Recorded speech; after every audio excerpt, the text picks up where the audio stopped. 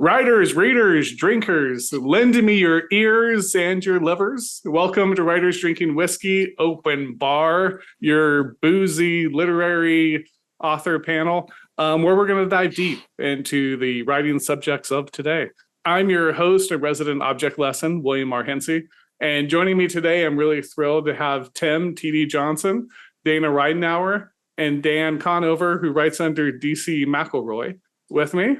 Everyone, welcome to the bar. Thank you. Thank you, Bill. Howdy. Good to be back. Awesome. And so maybe then we could just do, some quick introductions. So maybe Dana, we start with you and you can just give a quick introduction of yourself and your writing. Sure. Hello, everyone. I'm Dana Ridenauer. I'm a retired FBI agent. I spent 21 years in the FBI, and now I write thrillers. I've written 3 books about a female FBI agent working undercover because I spent 13 years of my 21 years as an undercover agent. So Behind the Mask, Beyond the Cabin, and Below the Radar are all undercover FBI stories about Lexi Montgomery. So that's kind of my genre. Awesome. Thanks for that. And Dan, you want to go from there? Yeah, sure. I'm Dan Conover. I've spent most of my career as a journalist. I've done a few things in between. And these days I'm essentially retired and I just write full time, which is what I always wanted to do. And I'm currently in the middle of finishing up book 6 in a fantasy series for people who don't think they like fantasy, and which generally describe as being historical fiction from an imaginary world. Very cool. I love that description. It's cool. Yeah, well, it kind of fits better than the usual stuff that people use for describing fantasy lit, because I'm not particularly a fantasy lit fan myself, and we're just trying to expand that genre a bit. That's cool. me. Awesome. Thanks for that. And Tim, you want to go? Sure. I'm Tim Johnston. Don't call me TD. That's just the reason I'm TD is there's another Tim Johnston who's been out there a lot longer than I have. I think he got his start when I was still heading prep schools. As an educator, I taught English for 20 years, was a high school head basketball coach, boys coach, and I later headed 2 college prep schools. I was fortunate enough to retire when my wife finished residency as an MD. And I've been writing full-time since then and created and edited the Short Story America anthology series that Bill has been a part of as an author. I come from short stories. My first 2 books were short story collections, one called Friday Afternoon and Other Stories, the other called Weeding for Eisenhower and Other Stories. Then shifted my focus to long fiction. And what you see behind me is my first novel that came out about 1.5 years ago called Reciprocity. It's a crime thriller. And my agent has 2 more from me right now. And we're just waiting on that big offer from the big 5. Just so everyone knows, I'll include full bios in the description. So anyone wants more information, including links, how you can get more information on any of us here, just go to the description. You'll find all you want and more there. So first question of the first open bar ever, torture. How do you balance describing the physical, emotional, psychological pain a character may be experiencing with kind of not repulsing the reader or overwhelming the narrative, kind of slogging things down with too much description just of that pain? And so maybe, Tim, we can start with you and we'll scroll through. Okay. Well, torture, which comes in many forms, I think, as you indicated. The best way for me to begin is there's a character in Reciprocity who is there. He is meant to frighten both his audiences in the book and frighten people who haven't met him, but he's also there to frighten the reader and to build tension for the reader, more from the reader's imagination than anything else. I do think that creating some graphic situations is fine as long as it doesn't feel gratuitous to me, because I feel like as a reader of crime thrillers and horror novels, there's a line that can be crossed where you say, okay, come on. Some things can be left to my imagination, and they're going to scare me more. What you don't see, what you anticipate. And so I like to have a character anticipate and fear something bad coming from a particular antagonist as much as actually having that bad thing happen. The word dread is one that I value as a writer. And if I can express that through a character, then I can instill it in the reader. And if I can do that, I'm succeeding. Sure. I love what you said too about because I tend to think of it like you want to lead the reader's imagination to something, because that's when things are really going to kick off. Like words do so much of the work, but the real pulse when you really connect with someone is when their imagination takes hold. And that sense of dread. And then you could lose that sense of dread never describing it, though, right? If nothing bad actually happens, you never have to witness it. You can start to. I agree. You have to some extent, you have to deliver. When I introduced Fingo, which was in a conversation among the 5 members of the Mafia Commission, the La Cosa Nostra's governing body, it was when the head of the commission told the other members, we're bringing Fingo over from Sicily to track these guys down that are killing our brethren, our bosses, city by city. And there's a silence in the room. And following that silence, one of them says, is it true about the 38 days? That it took 38 days. Fingo took 38 days with a magistrate. And strategically, the mafia in Sicily, how did they deal with their enemies? Pretty straightforwardly, and it was for the purpose of instilling fear in the justice system. 38 days. What did that mean? The reader has to think, what does that mean? When the boss says, yeah, these guys are afraid of him. But then later on in that book, I had to deliver, but still with restraint, is what I believe in. Sure. Yeah, that is a great moment in the book. And it is, I think that's a great way to illustrate it too, because it's like he doesn't go into what 38 days is, and you're left to contemplate that for all your that imagination. Time. Right. Yeah. Right. Mm-hmm. Sure.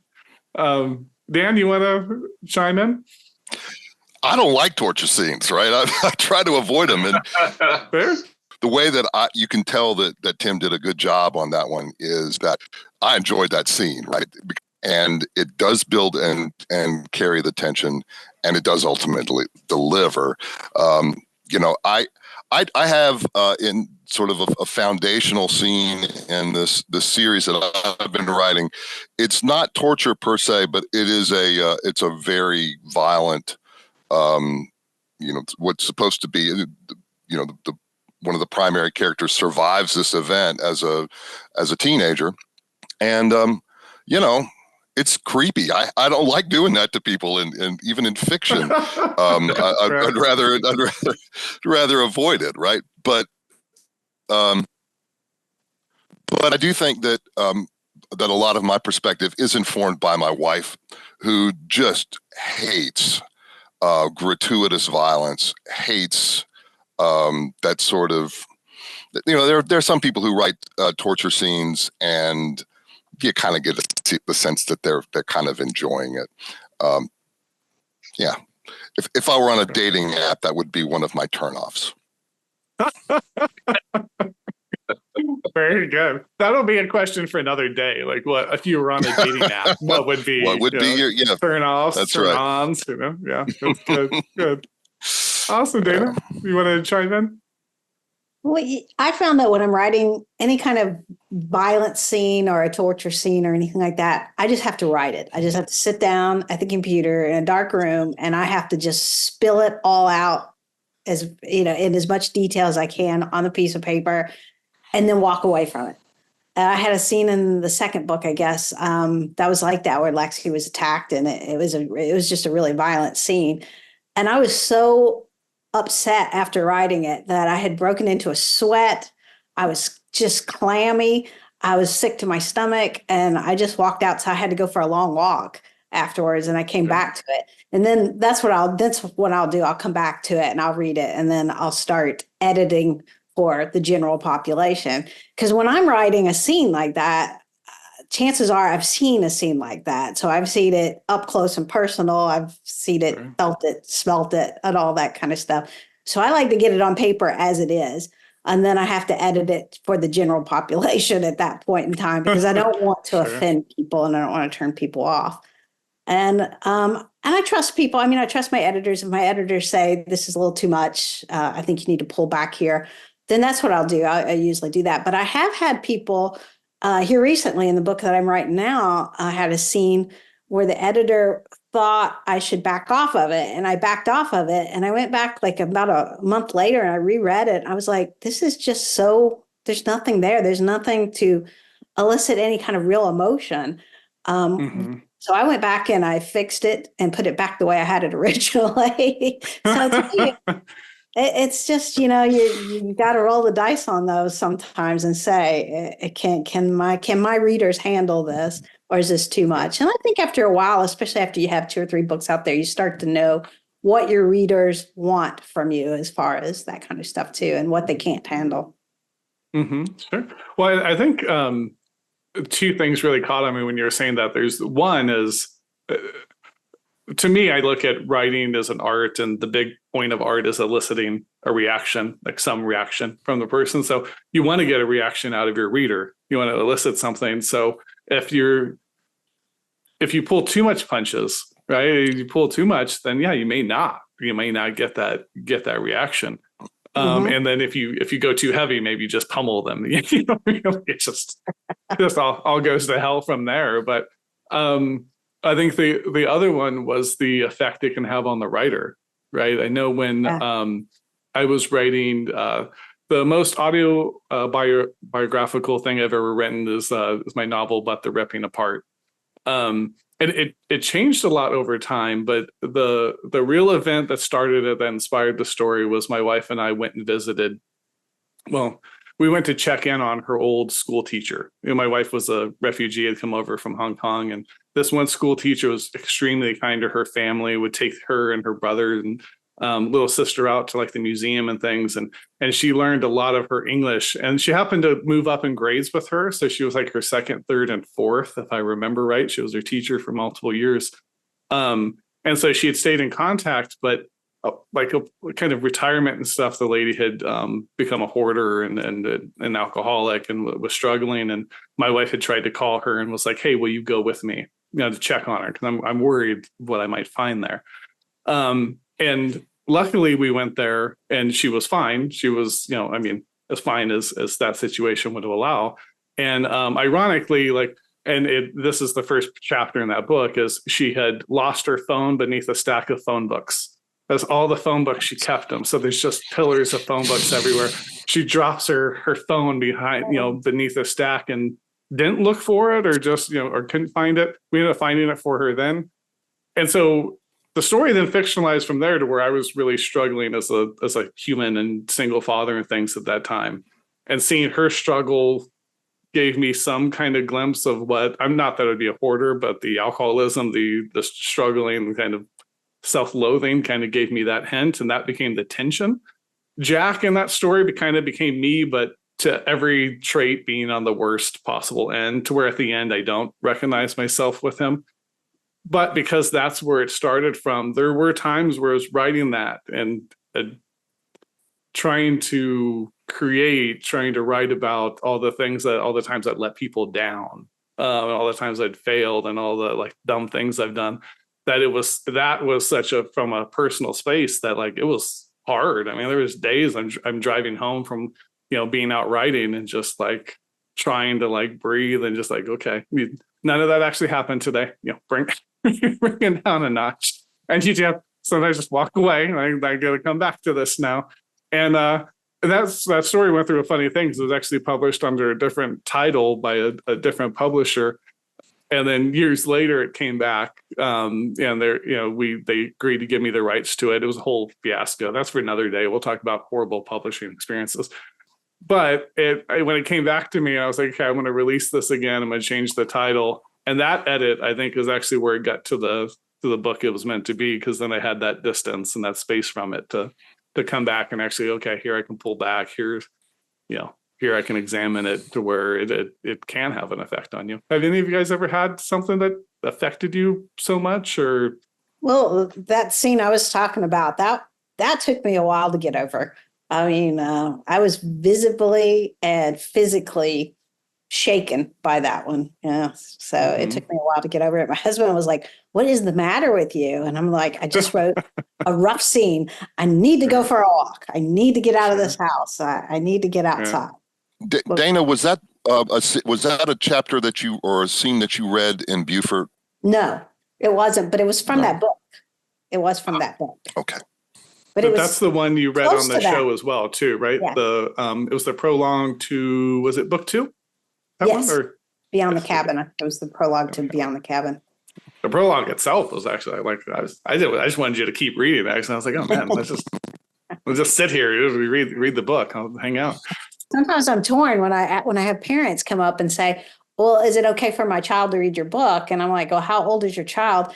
And like the first book is pretty appropriate for, most, even kids 12 and 13. But, I get into the second book and I'm like, ooh, when you get under like 16, I don't know. I don't think I want my kid reading it. Well, have either of you ever had a reader, someone you don't know very well or may not know at all, but a reader, say at a Q&A or something like that at a signing, ask you, as I've been asked, about Fingo? I know Dan and Bill, you're both familiar with Fingo, the guy we were talking about a little while ago. As far as, is there something in you? Is there something the matter with you? Sure. And my answer to that is, well, no. In the case of Fingo, I created a character that I would be terrified of. It doesn't mean that I dream of doing things that Fingo does. Just like right. Dana, you've encountered people like that professionally. It doesn't mean that you have any of those thoughts or inclinations and you're just getting them on paper so that you don't do something to somebody. But I've actually been asked that before when it comes to Fingo. Yeah. Right. Well, I've had the opposite. Mortified. It's like, no, he frightens me. He's not like me, I hope. Yeah. But he frightens me. Yeah. Yeah, well, that's good. I've had the opposite. I've had the people come up to me saying, "Oh my God, I hope none of that happened to you. Are you okay? Are you all right?" And yeah. I'm like, "No, it's fiction. I'm good." It is funny when that happens sometimes. I remember there was a running back. I'm sure, Tim, you'll remember this, being a Steeler fan like myself. But there was a running back for the Ravens named Ray Rice, who hit his girlfriend or wife. I know they're married now.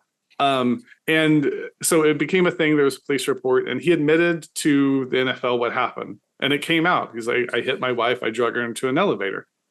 And they suspended him 2 games. And then the video got released. And everyone's up in arms. And I just remember it kept going, like, the video showed exactly what he said he did. Like, I always thought the 2 games was weird because they suspended, I think the year before, as Matavius Bryant of the Steelers gets suspended for 4 games for smoking weed. So I'm like, this guy, like, he just busted maybe the year. I think Matavius Bryant ended up losing the year. And I'm like, man, just for for weed. And then this guy admitted, but he saw the video. And I think there is that, like, you need to have that power of imagination. And then I think sometimes if you don't have that power of imagination, then it's like, yeah, you must be Fingo. You must have. It's like, no, I'm playing make-believe. Must barely be holding back from being a sadistic serial killer. I know the kind that would scare me, and that's who I wrote. Yeah. Awesome. So then, now that we've had a delightful conversation on torture, the way I've always wanted to start a show, and so thank you all, as they all are. Thank you for that. All right. So criticism. How do you handle criticism? Specifically, criticism to your writing. So negative reviews, maybe bad feedback from an editor, beta readers, agents, whatever it might be. I think we started Tim last night. What last question you want to start us, Dan? How do I deal with negative feedback? This is a good way. Amen, brother. But I mean, that's the reality is that I've been spared that thus far. In terms of, as y'all know, I mean, I spent like a year trying to convince somebody to give this a shot, and the agents weren't going for it because there are no comps for what I do, and I understand that now. But if you look on my author pages and my product pages at Amazon, there really aren't any negative reviews, and why is that? I don't know, but I think part of that, of course, could be that I'm not being read by the same critics that other people are, and I'm not asking strangers for comp or for reviews. So I don't know, but in general, I've spent 20 years as a newspaper reporter, editor. I'm pretty used to people, setting my ass on fire over the telephone or in writing, and sometimes in print.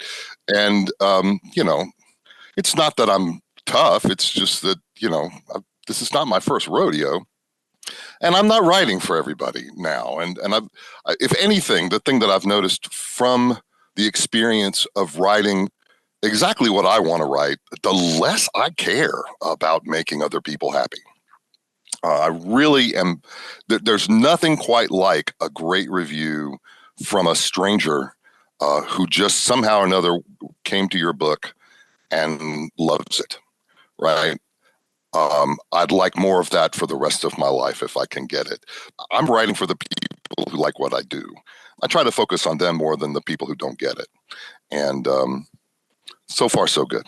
Yeah. Well, I think I think sometimes a negative review can be they just got into the hands of the wrong audience, right? So if you have an audience and that was expecting your run-of-the-mill, very straightforward fantasy series, and they came to yours, and they're like, "Oh, well, this seems a little different," and maybe they'll like it, maybe not. But it could just be a case to where is the guess questions you could ask yourself is the marketing right? If that does happen, is my materials pointed to the right people? Is it getting in the right hands or the right faces? The closest that I've come to having like a negative review is I've had two guys that are series readers. I know them, and they not only read and review, but they'll talk to me, and one of them was just like, he just really liked it when I had female protagonists, and most of my books, I've got female protagonists. Women are just interesting, but you can't make everybody happy all the time. And that's the thing about having a relationship with your readers.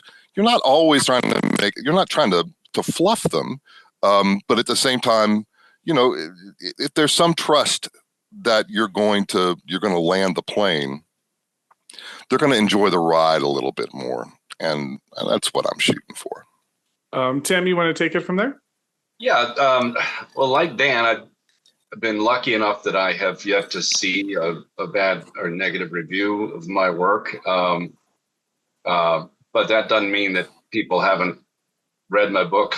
Well, I only go online to leave positive reviews, so I'm not going to do, who knows whether people don't like our books. I haven't had anybody express that to me.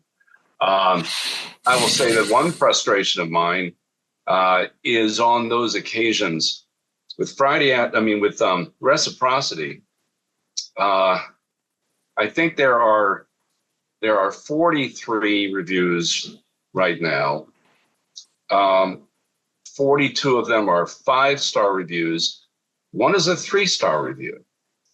And I've gone and looked at that a couple of times because I don't know why a person chooses 3 stars and then writes 3 words for their review. You know what those 3 words were? A good read. Why do you want to mess with my average rating by giving the book a 3, which to me means mediocre, average at best? That's what it means to me anyway. I'm sure that to some people 3 means acceptable, a C. If you're going to say a good read, okay, how about a 4? Great read, how about a 5, 5 stars? I mean, if that's an A, then give it the A. But that, I have seen a number of writers comment about those types of ratings, and maybe where a person just has no idea how to use the stars on Amazon. I don't know. I don't even know. I never go there and do it.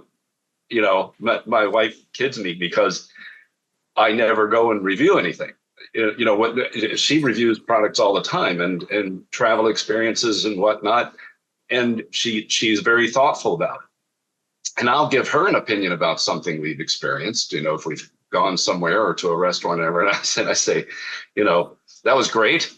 Well, I'm just not going to go and say that was great on their site or wherever that would be done. And when I say to her, I am going to go and eviscerate that organization, 1 star, something, I'm just going to let them have it. And I never do it. And the next day I've just forgotten about it. I never do it. So I really don't do it.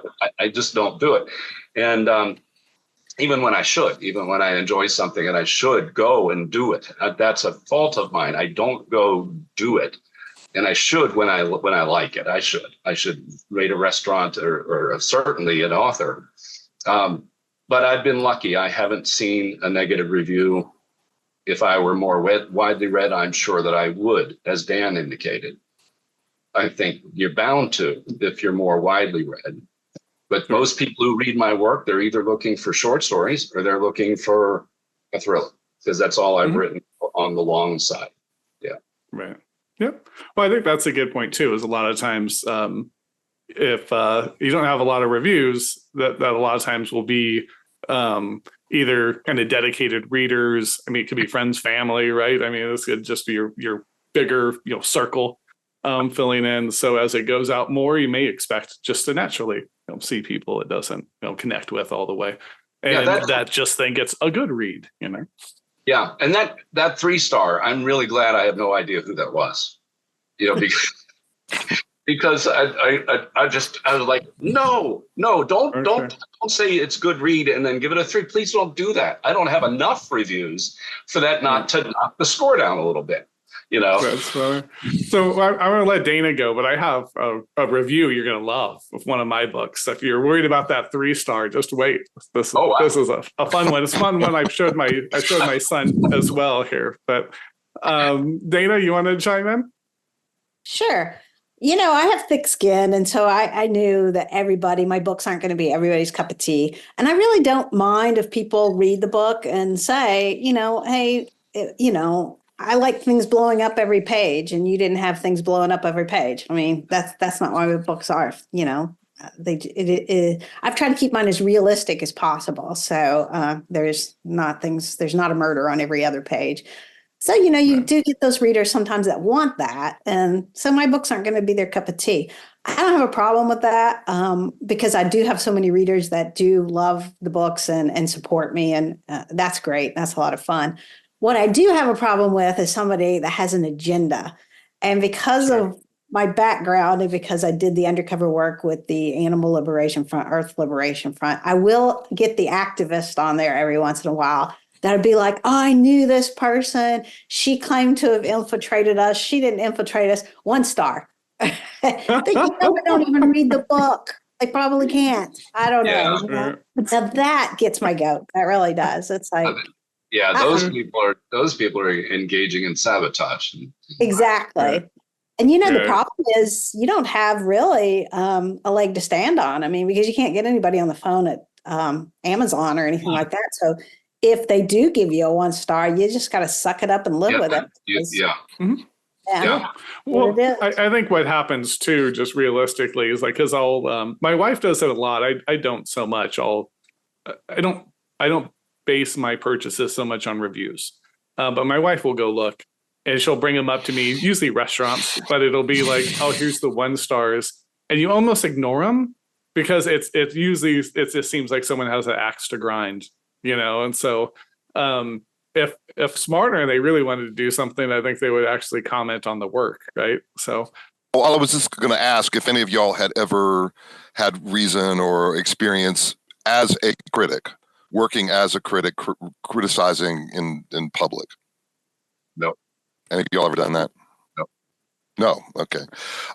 I'll just say this. I was a critic. I was a book critic for years and for newspapers just as a hobby, really. And the thing that really struck me was that, frankly, a lot of products and a lot of books don't really deserve much of a review, which is not to say that they're good or bad. They're simply not remarkable. And the thing that I started doing over time, I realized that the reviews that I regretted weren't the ones that were negative or positive. They were the ones that were obligatory. Because if you're just reading a book that doesn't speak to you, that has nothing remarkable about it, it probably has an audience. And you're just not it. And if it's not remarkable in the sense of you want to remark on it, good or bad, why are you reviewing it? Leave that that's just a commodity, right? The things that I think make great criticism are because you see something special in a work and you really want to talk about that to other people, or it's so bad that it's almost offensive and you really want to get at what's wrong here.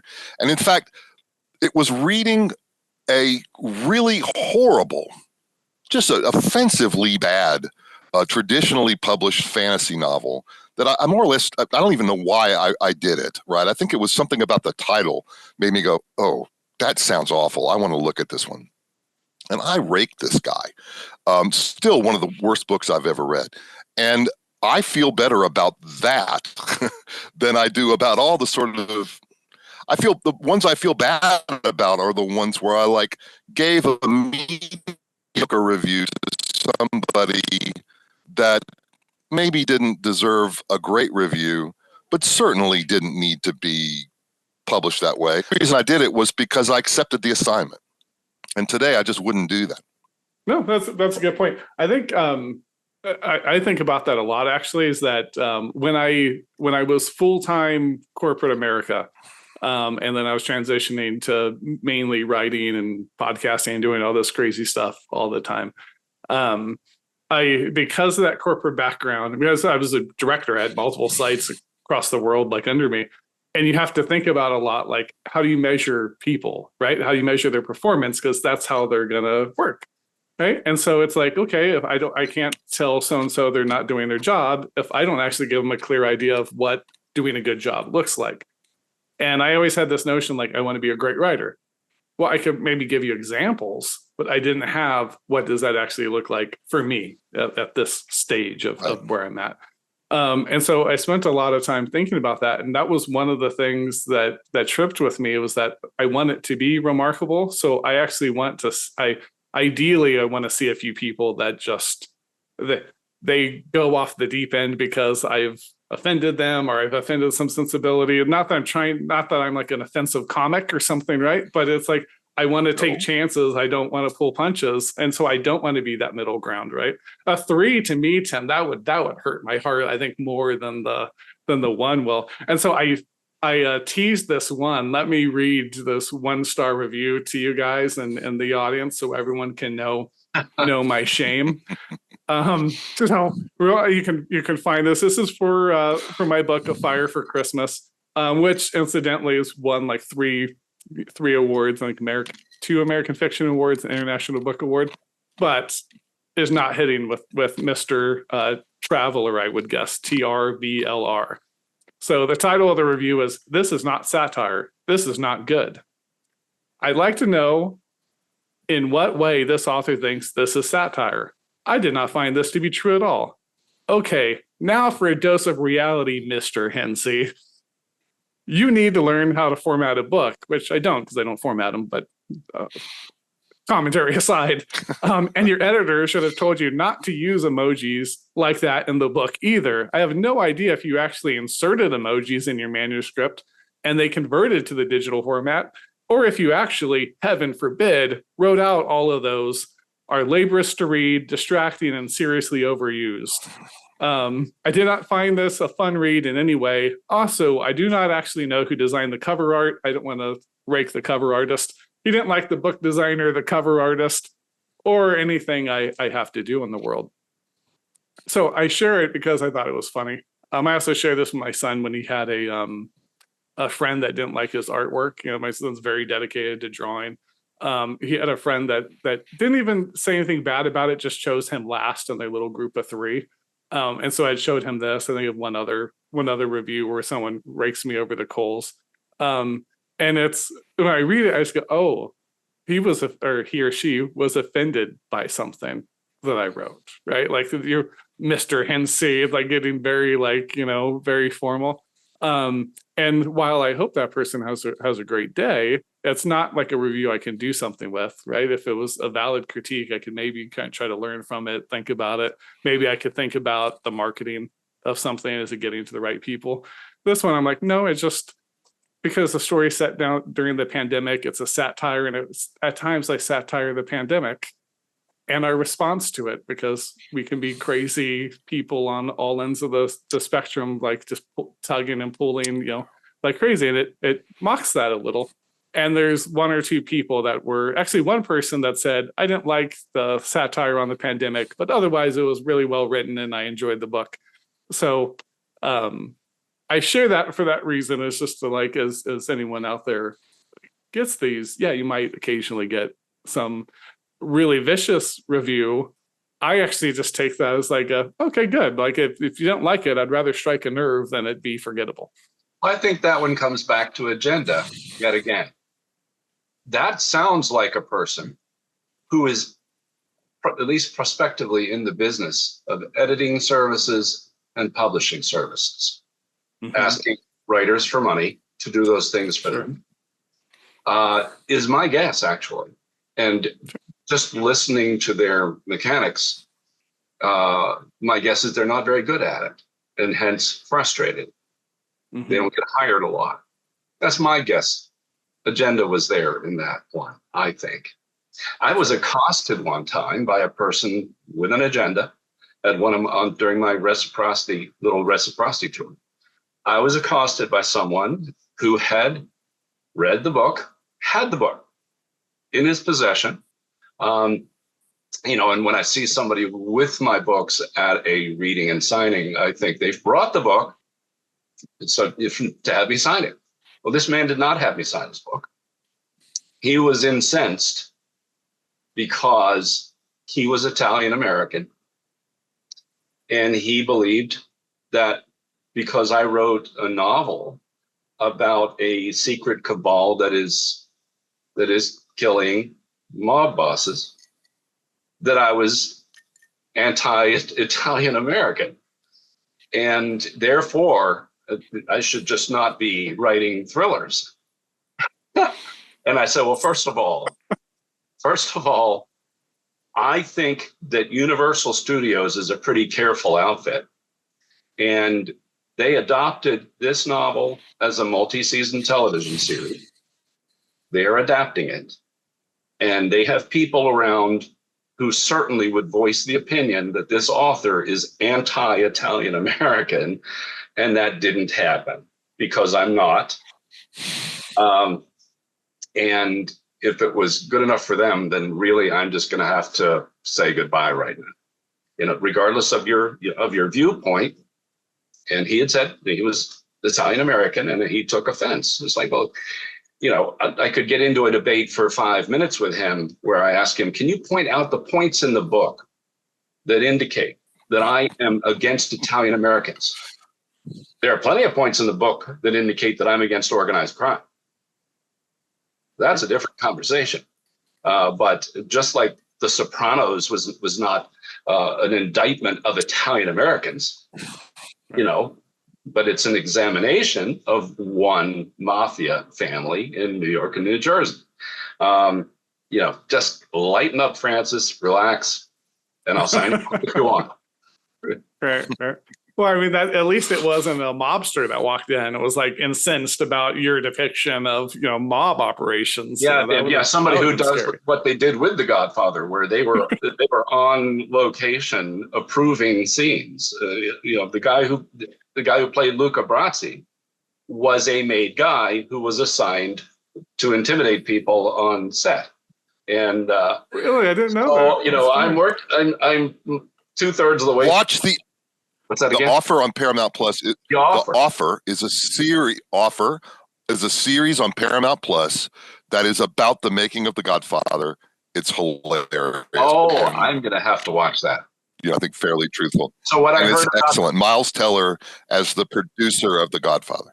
so what I read about Luca Brasi is true. I mean, I think so from the sources All where I true. read. Yeah. That's That story is in there. Yeah. Very cool. Yeah, I'm gonna have to watch that. That sounds amazing. I am definitely going to watch that. Yeah. But yeah, nobody has shown up. I'm working on the sequel now. Nobody has shown up at my door to say, here's how your sequel is going to go. Fingo's coming back. What was that? It was the Stephen King book where the fan like ties him up, like kidnaps him, and then like wants him to bring a character back. Like, bring this character back. And he has to try to figure it out. Misery. While she's torturing him. Misery. Yeah, thank you. Thanks for tuning in. If you have a subject you'd like us to cover or something you'd like us to do a deeper dive into, drop us a comment. We'd love to include it on a future episode. The show is labor of fun, and it's truly a reward in its own right. But if you would like to support me or the other amazing authors I have on there, consider picking up a book. Any of the writers we have on here would be a great addition to your bookshelf. Each one is a master storyteller and just a great person to boot, so you'd be doing them and yourself a great favor in picking those up. And while I would never call myself a master, because that would be, as we said in the 90s, conceited, I do have it on pretty good authority from critics and my mom alike that I'm not bad. So if you wouldn't mind picking up one of my books, that would be great as well. I would appreciate it. Thanks again for watching, and thanks to my great panel of guests for coming on and spending this time with us. Cheers.